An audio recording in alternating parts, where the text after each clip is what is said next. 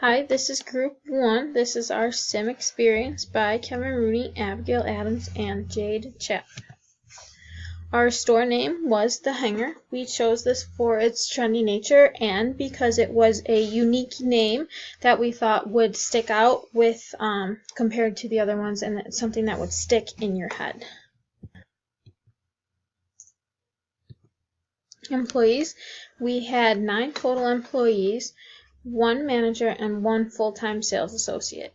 We also had 7 part-time sales associates which were paid an hourly wage of $9.75 per hour. We did have little mishaps along the way where we hired some employees and they did quit due to not being paid enough, we believe. Alright, on to our financial performance, which we all know did not go that well. Advertising. We had a website for $4,000. We advertised on social media when we could, which costed us $3,004. We also tried to advertise in our campus newspaper, which we were located on to the students, which costed about $1,601. The total of that all would have been $8,605 had we chosen to do all of that every quarter. We unfortunately did not get to do that because we did have some expenses and we're trying to cut costs. So the first things to go were the social media and also the campus newspaper, because we felt that it was most important for us to operate with a website, because nowadays a lot of people and students shop on the web. They always go to the web for whatever it is they're looking for most of the time. Pricing. We had a low price range for the tops and a medium price range for pants.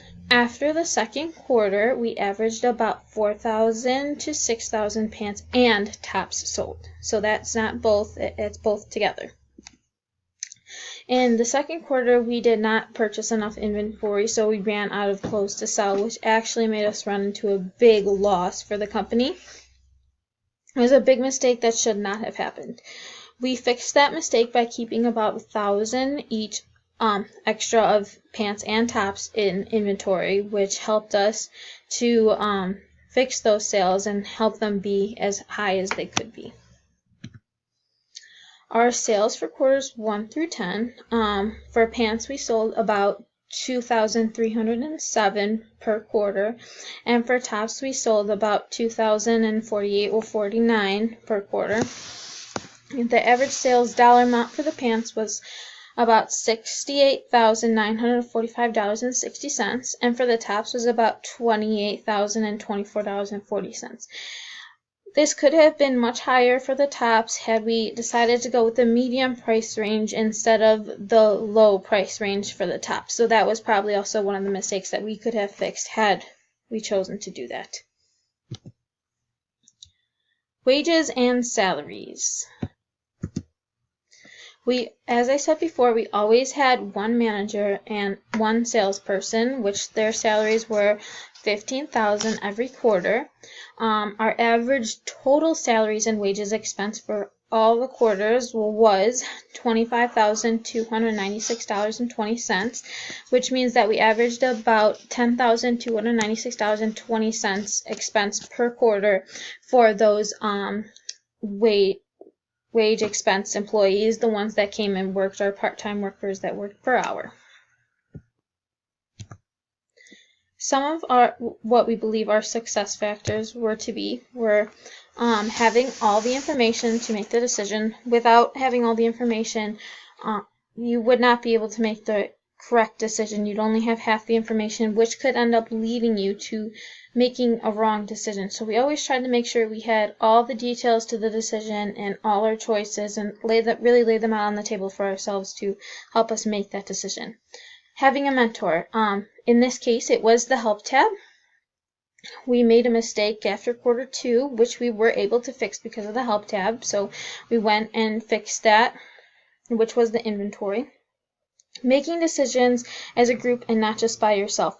I really believe this one is really important because everybody looks at a problem a certain way, and it may be a different way of thinking than when someone else does. So having a group helps you think about stuff different ways and may help you actually lead yourself to that decision that you actually want to be at.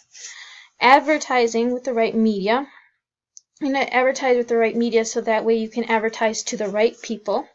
Picking the correct location, I think that was a big factor in our success. I don't know how well we would have done had we gone with the store in the community. Also, in controlling our costs. Controlling some of our costs did help us, especially after what happened in Q2. We realized that we had to cut some of our costs and really control them so that we could dig ourselves out of that hole that we had gotten ourselves in.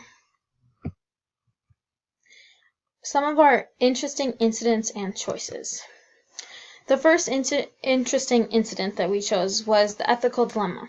A local school official offered to put us on a school systems official approved source for extracurricular activity uniforms, but he wanted a kickback or something in return. His words were he would be like unofficially working for us. We chose to report the official because we did not want to be unethical. We wanted to be ethical, and we wanted that to be reflected in our brand of clothing and also with our company's values. The next interesting incident we chose was the problem employee. The past quarter, we noticed a decrease in sales when we stepped out for lunch.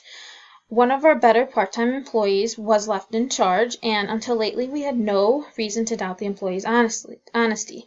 Until one night at the movie when we saw one of his children, who was a teenager, wearing our clothes that we know he did not buy. So automatically we knew that he was probably stealing. This employee was a single parent raising 2 children. The work record, the attendance, the attitude and sales record of this employee were all good, which helped lead us to the decision to talk to the employee instead of just reporting him or her. He did admit to it, and so we did end up giving him another shot, and part of what he stole was taking out of his check every week.